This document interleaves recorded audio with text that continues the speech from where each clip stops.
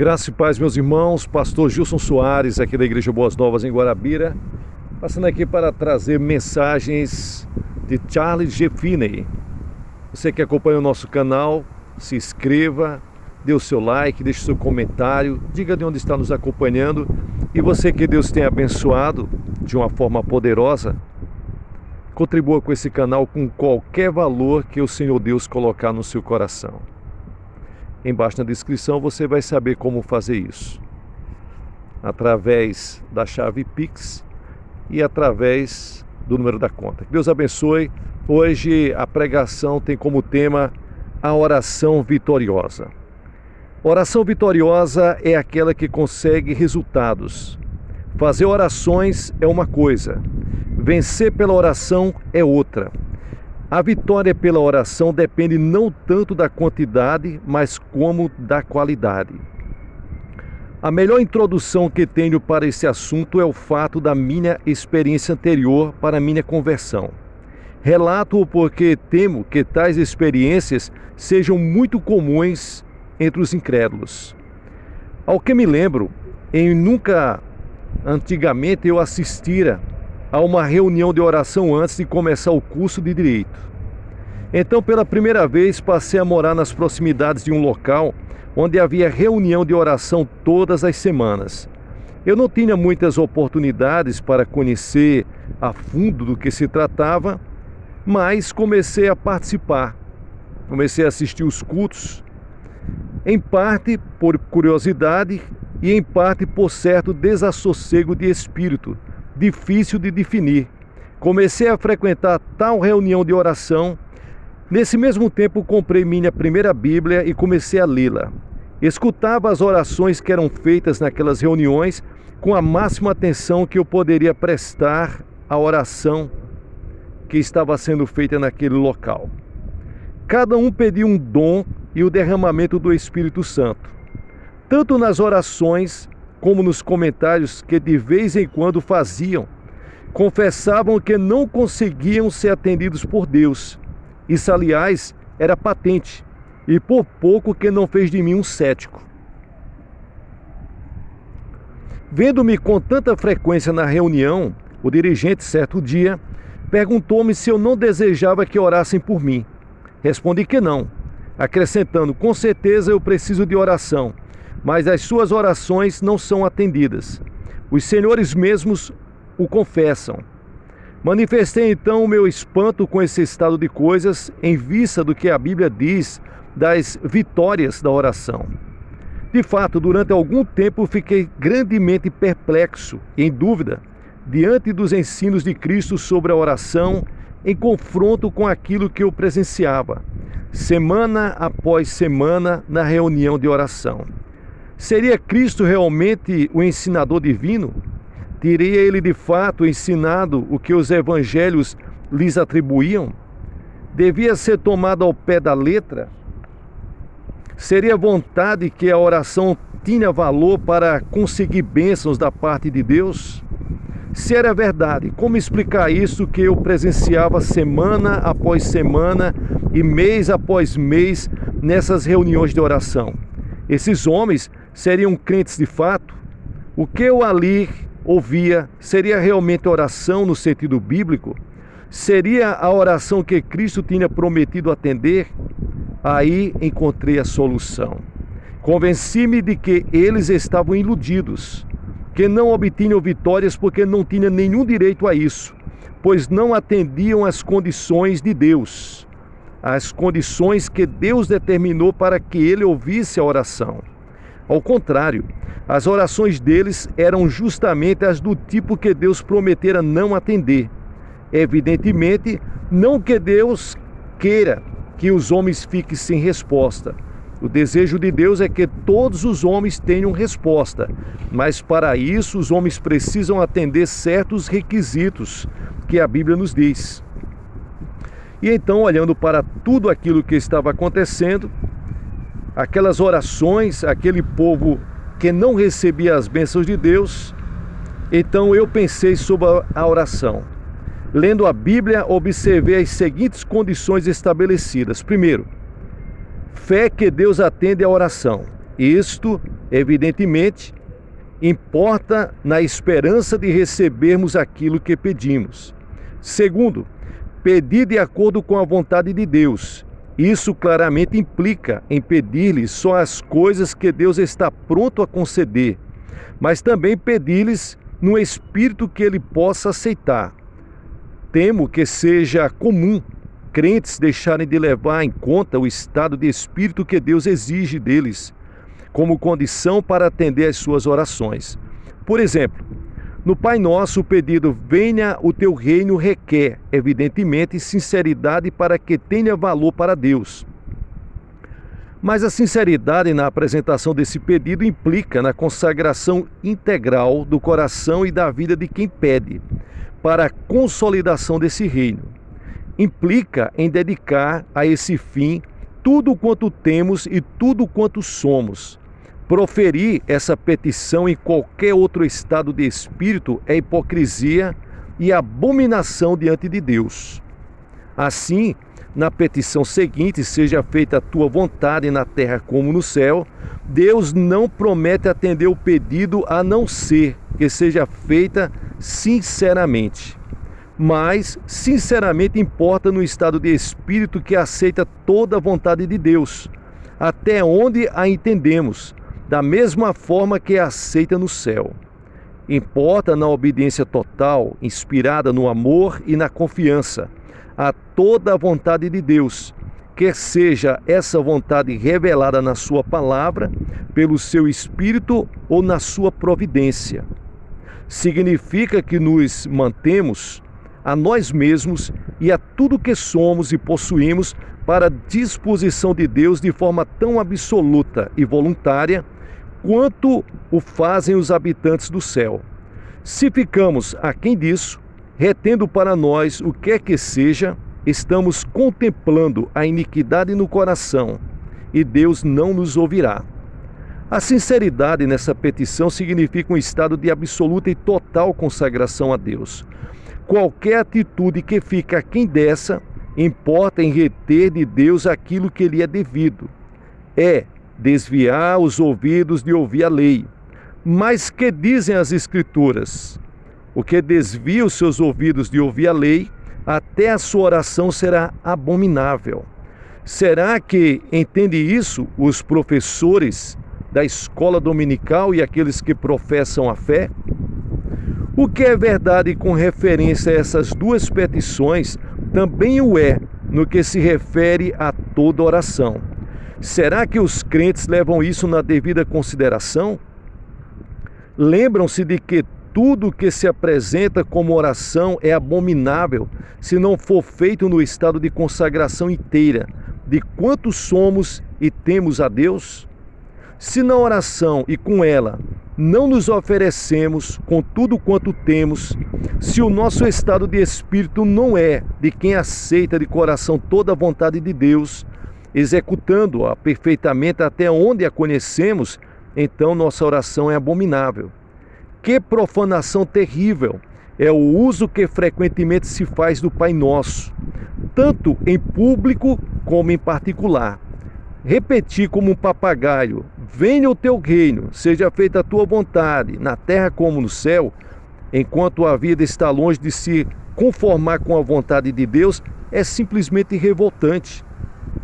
Ouvir os homens orarem, venha o teu reino, enquanto está mais do que evidente que estão fazendo pouco ou nenhum sacrifício ou esforço para promoverem esse reino, é uma refinada hipocrisia. Aí não há nada de oração vitoriosa. Terceira verdade e evidência. A ausência do interesse egoísta é uma condição da oração vitoriosa. Pedis e não recebeis, porque pedis mal para esbanjardes em vossos próprios prazeres. Tiago capítulo 4 e o versículo 3. Quarta condição. Outra condição da oração vitoriosa é a consciência pura diante de Deus e dos homens. 1 João, capítulo 3, versículo 20 ao 22, está escrito: se o nosso coração, nossa consciência nos acusar, Certamente Deus é maior do que o nosso coração e conhece todas as causas. Amados, se o coração não nos acusar, temos confiança diante de Deus e aquilo que pedimos dele recebemos, porque guardamos os seus mandamentos e fazemos diante dele o que lhe é agradável. Aqui se tomam duas claras e lógicas condições. Primeiramente, que para sermos aceitos por Deus, temos de conservar pura a consciência. E segunda, que devemos guardar seus mandamentos e fazer diante dele o que lhe é agradável. Quinta condição, coração puro é condição da oração vitoriosa, Salmos 66 e o versículo 18. Se eu atender a iniquidade no meu coração, o Senhor não me ouvirá. Sexta condição da oração vitoriosa, toda a confissão e restituição devidas a Deus e aos homens é outra condição da oração vitoriosa. Provérbios, capítulo 28 e o versículo 13 está escrito: quem encobre as suas transgressões jamais prosperará, mas o que as confessa e deixa alcançará misericórdia. Sétima condição para uma oração vitoriosa, mãos limpas, Salmos 26, versículo 6. Lavo as mãos da inocência, e assim andarei, Senhor, ao redor do teu altar.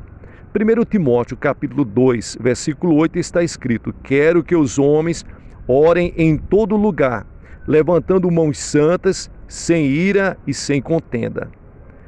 Oitava condição para a oração vitoriosa, a solução das contendas e animosidades entre os irmãos é uma condição. Mateus capítulo 5, versículo 23 ao 24 está escrito: se ao trazeres ao altar a tua oferta, ali te lembrares de que teu irmão tem alguma coisa contra ti, deixa perante o altar a tua oferta. Vai primeiro reconciliar-te com o teu irmão e então, voltando, faze a tua oferta. Nona condição para uma oração vitoriosa, a humildade é outra condição do coração vitorioso. Tiago capítulo 4, versículo 6 diz: Deus resiste aos soberbos, mas dá graça aos humildes. Décima condição para uma oração vitoriosa, a remoção dos tropeços é ainda outra condição. Ezequiel 14, versículo 3 diz: Filho do homem, esses homens levantaram os seus ídolos nos seus corações e o tropeço da sua iniquidade puseram diante da sua face. Devo eu de alguma maneira ser interrogado por eles? 11ª condição para uma oração vitoriosa, exercitar o espírito da verdade é outra condição. Salmos 51, versículo 6. Eis que te comprases na verdade e no íntimo. Se o nosso coração não estiver no espírito de acato para a verdade, se não for imediatamente sincero e isento do egoísmo, estaremos atendendo para a iniquidade no coração e, portanto, o Senhor não nos ouvirá. Orar em nome de Cristo é a 13ª condição para ser ouvido. É condição do coração que ama a Deus e da oração vitoriosa. Quando orar, ore em o nome do nosso Senhor e Salvador Jesus Cristo. 14ª condição para uma oração vitoriosa. A inspiração do Espírito Santo é outra condição.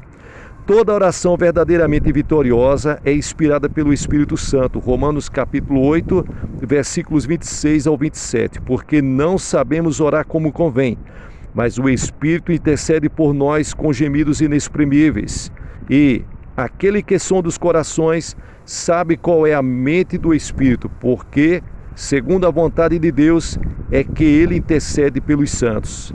Esse é o verdadeiro espírito da oração, ser guiado pelo Espírito Santo.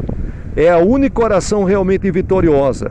Será que realmente entendem isso os que se dizem crentes?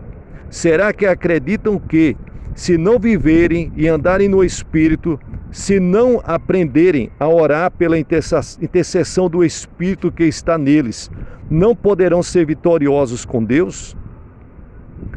15ª condição para uma oração vitoriosa. O fervor é a condição. Uma oração para ser vitoriosa tem que ser fervorosa. Tiago capítulo 5, versículo 16. Confessai os vossos pecados uns aos outros e orai uns pelos outros, para serdes curados. Muito pode, por sua eficácia, a oração fervorosa de um justo. 16ª condição para uma oração vitoriosa. A perseverança ou persistência na oração, muitas vezes, é uma condição vitoriosa. Vejam-se os casos de Jacó, de Daniel, de Elias, de Ciro Fenício, do juiz Níquel, e o ensino da Bíblia de modo geral. Todas essas pessoas foram persistentes, desejavam, queriam ardentemente e só saíram com a bênção em suas mãos. 16º condição para uma oração vitoriosa, a perseverança. 17ª, muitas vezes a angústia de espírito é condição de oração vitoriosa. Desde as primeiras dores, Sião deu para a luz seus filhos. Meus filhos, diz Paulo, por quem de novo sofra as dores de parto, até ser Cristo formado em vós. Isso dá a entender que antes de se converter, antes daquele pessoal se entregar para Deus, antes que se convertesse de coração e de alma, Paulo já tinha sofrido angústia de espírito. De fato, a angústia da alma na oração é a única verdadeira oração vitoriosa, vivificadora, gloriosa, poderosa. Se alguém não a conhecer, não compreende o espírito da oração, não se acha em estado de avivamento, porque está longe do que realmente é a oração. Não entende a passagem já citada de Romanos 8, versículo 26 e 27. Enquanto ele não compreender essa oração angustiosa, não conhecerá o verdadeiro segredo do poder vivificador. 18ª condição para uma oração vitoriosa. É o justo emprego dos meios para chegar ao objetivo. Se os meios estiverem ao nosso alcance e se os reconhecermos necessários e entendermos que devemos usar esses meios que Deus nos mostra, teremos tudo para ter a oração vitoriosa. Orar pelo reavivamento religioso e deixar de empregar qualquer outro meio é tentar a Deus. Esse, conforme pude ver claramente, era o caso daqueles que faziam orações na reunião a que já me referi. Continuaram fazendo oração pelo avivamento, porém fora da reunião eram silenciosos como a morte, no tocante ao assunto, e nem abriam a boca para as pessoas ao redor. Continuaram nessa incoerência até o dia em que um descrente de destaque na comunidade lançou-lhe na minha presença uma tremenda repreensão. Ele expressou aquilo que eu sentia profundamente. Levantou-se e com a maior solenidade e com lágrimas disse: povo crente, o que é que vocês querem dizer? Oram sempre nessas reuniões pedindo um reavivamento. Muitas vezes exortam uns aos outros a se despertarem e usam meios para promover um avivamento. Afirmam uns aos outros e também a nós que somos descrentes que estamos caminhando para o inferno. E acredito que seja verdade. Insistem também em dizer que, se vocês mesmos despertassem, usando os meios apropriados, haveria um avivamento e nos converteríamos. Falam-nos de nosso grande amigo e de que nossas almas valem mais do que todos os mundos. Entretanto, prosseguem nas suas ocupações relativamente triviais e não lançam mão desses meios. Não temos avivamento e nossas almas não são salvas. Nessa altura, não teve mais palavras, sentou-se soluçando, chorando. Nunca me esquecerei como a reprimenda calou profundamente naquela reunião de oração. Fez-lhes bem, pois não demorou que as pessoas ali presentes se prostrassem e tivemos realmente um avivamento quando começamos a orar com alma, em espírito. E que transformação se verificou no tom das suas orações, confissões e súplicas. Voltando para casa com um amigo, comentei: que mudança nesses crentes! Isso deve ser o início de um reavivamento. Realmente, há uma transformação em todas as reuniões, sempre que os crentes são reavivados. Suas confissões adquirem significado. Significam reforma e restituição. Significa trabalho, o uso dos meios, mãos, bolsos e coração abertos e a consagração de todos os seus recursos para a promoção da obra. 19º meio que Deus responde à oração. A oração vitoriosa, ela é específica. Visa um objetivo definido. Não podemos obter vitória para que tudo o que nós pedimos se estiver tudo entrelaçado. Se pedirmos 1000 coisas de uma vez e focarmos nossa mente em 1000 pensamentos. Devemos pedir e obter a vitória unicamente de uma coisa de cada vez. Nos casos registrados na Bíblia, em que a oração foi atendida, é notável que o suplicante pedia uma bênção definida. 20ª condição para a oração ser atendida. A oração vitoriosa é que nossa intenção seja idêntica para aquilo que dizemos no coração. Não podemos dizer algo com os nossos lábios e o nosso coração dizer outra coisa. Que não haja nenhuma simulação. Em resumo, que sejamos sinceros como crianças, falando do coração, nem mais nem menos do que aquilo que queremos dizer, que sentimos e cremos. 21ª condição para uma oração vitoriosa. Outra condição da oração vitoriosa é um estado de espírito que presume a fidelidade de Deus a todas as suas promessas. 22ª condição para uma oração vitoriosa, e termino por aqui, é que além de orar no Espírito, sejamos sóbrios e vigiemos em oração. Com isso, me refiro para a vigilância contra tudo quanto possa apagar ou entristecer o Espírito de Deus em nosso coração. Também me refiro para a vigilância pela resposta em estado de espírito que usará diligentemente todos os meios necessários, a qualquer custo, com instância sobre instância. Quando estiver bem lavrado o terreno pálseo no coração dos crentes e quando tiverem confessado e feito restituição, desde que o trabalho seja completo e honesto, cumprirão naturalmente e inevitavelmente as condições e obterão a vitória na oração. O que precisa ser muito bem compreendido é que os demais não a obterão. Aquilo que comumente ouvimos em reuniões de oração e de conferência não é oração vitoriosa. É muitas vezes de estarrecer e de se lastimar, ver as ilusões que existem sobre este assunto. Quem já assistiu a reavivamentos legítimos e não se impressionou com a transformação de todos os que estavam ali em espírito e em caráter das orações dos crentes realmente avivados?